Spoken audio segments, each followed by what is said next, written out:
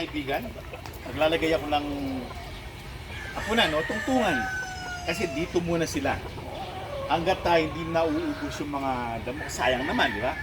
Tingnan nyo naman ka-fresh ang aming mga damo. Di ba? Sayang naman kung hayaan ko lang na yumabong at di ba, pag masyado ng overgrown yan, papangit niya. Habang baga sa gulay sariwang-sariwa pa. Papaubos ko muna sa kanila. Magdadagdag pa ako ng mga scratch dito, holding, para tulong-tulong sila. Hindi na nagiging problema sa pagdadamo ang mga damo. Papakinabangan pa namang pinahin. So, for the meantime, dito muna sila titira. Ang lugar na ito ay maganda, ideal, kasi malilim dito. Partly pag umaga, may sinag ng araw, para pag tanghali, malilim. So, lalagay muna ako ng tungtungan. Ito muna. Hindi nakikita. Kailangan dito siya nakikita. Dito lang sa gilid. Gilid lang. Para hindi buong lugar may tapos itong kanilang pinaka cover sa ulan. Para pag natutulog sila, kung umulan man, silong. Diba? Tapos lalagyan ko nito. Para hindi lang gumagalaw. Dito ko na lang. Para hindi lang... So ayan, meron na silang tungtungan dyan. Pag nauubos nila, ina-adjust namin sa may damo. Siyempre, yung hindi naman ilalagay mismo sa damo. Kasi sayang lang yung damo. Aapakan lang nila, iiputan. Maganda, yung sahig nila, walang damo. Ito lang mga to, ang kinakain nila yan. Tinutuka-tuka nila yan hanggang sa maubos. Ganyan din yan. Pag ganito ang movement. Yeah.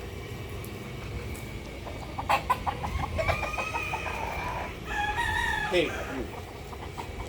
Tapos ito rin. Lalagyan ng tungtungan. O, tignan mo kung pantay. Isip pantay. Hindi, taas. Taas pa. Taas pa. Yan. Yan. Okay? Tapos mag-i-stay sila dyan hanggang sa maubos ang mga damo. Total, molting season, mas maganda na hindi sila ganong covered. Para nauulanan sila. Para madali silang magpalit ng balahibo. Katulad ng mga yan, alalagas na yung balahibo. Yung balahibo sa pakpak. Eh, naglalaglagan na yung mga balahibo niya. Tignan, ito rin si Chappy, oh. Ayan, laglag din yung mga balahibo niya. Lulugon na, lugon time na yan. Pati lahat yan, lugon time na. Pera lang to medyo bata. Kapandangan lang yan kasi. Kaya, hindi yan Okay maglulugon. Yung mga may edad na, maglulugon na yan. Mga burugka. So, lipat naman tayo sa harap. Naglipat na ako ng mga scratch. Nakikita niyo. So, ayan na. Dahil sa marami ng lugar na gastado, katulad nito, pero nag-uumpisa ng tumubo yung mga damo dahil sa nababasa na. Ayan, nandiyan na yung mga inahin na dating nandun sa may buhanginan. Para fresh yung kanilang sahig sa mga damo. Pati yung mga tandang doon.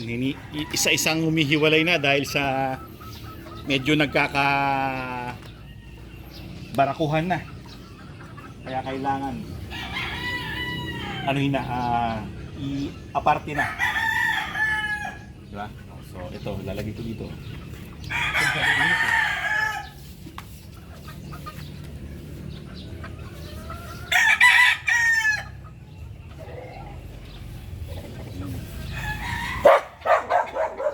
ayan, ayan ang lugar dito.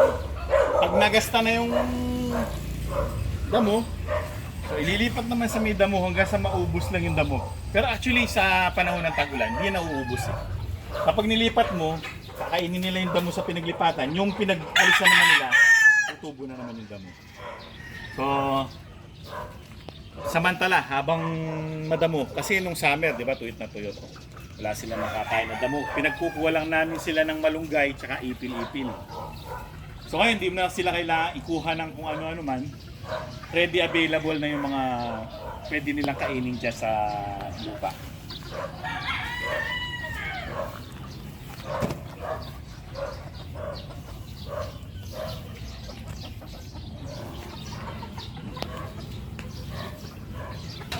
saya, no? Pag sama-sama, di ba? Pag tinitingnan ko, parang naiisip mo na, Meron kang ganyan. yung mga bahay, dikit-dikit, parang ganyan, di ba? Masaya. Yung mga light pen dito, holding pen dyan. Eto naman ngayon, kung mapapansin nyo, yung loob nila, wala, gastado na. Wala nang damo, ubos na nila. So papanik naman sila ngayon dito. Ito mabuhangin to. Hindi nila ito mapuputikan talaga. Sa kami yung mga damo dyan.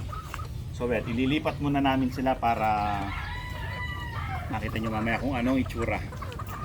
Bakit may tungtungan doon? Kasi para kay tikig. May tikig. Partially, sige. So yan na ang kanilang initial. Tapos mapapakita ko sa inyo kung ano ang pinaggalingan nila. Kung gaano nakakaano ang amoy. So well, lilipat muna namin itong isa pa.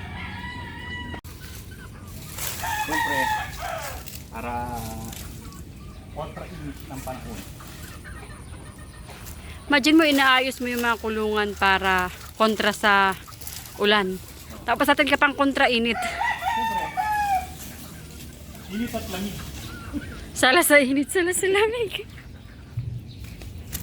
Init at lamig. O yan. Kita nyo naman.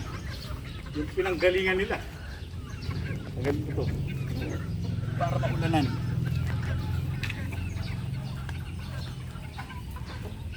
Pag naulan na naman yan, pag madi-dissolve naman yung mga ipot eh. Nasa fresh lupa na naman sila. Para iwas sakit, di ba? Tulad nito. Imagine mo, umulat umaraw, yan ang naaptapakan nila. Kung hindi mo yan nililipat-lipat, talaga magkakasakit sila. So yan, napakaganda. Na ito naman yan, kapag naulanan yan, tutubo yung mga damo dyan dahil masustansya yung lupa, di ba? Tutubo yung mga damo, pwede mo na naman silang ilipat dyan. Malungkot si Batman. Nakuhanan siya ng 1/4 ng kanyang Lupa. ginagalawan eh. Pagpasensya mo na Batman dahil sa, siyempre, para sa mga kabataan, di ba? Yan ang future. Yan ang mga future natin, mga kabataan na yan. Ilan yan? Dami yan. Isang taon nating pakikinabangan. Ngayon mga kaibigan, dyan muna sila, di ba? Pero pag nagasta na yan, pag nakain na nila yung mga damo na kain, tapos naiputan nila yung sahig. Dito naman sa dati nilang nilalagyanan. Ito, tumubo na yung damo.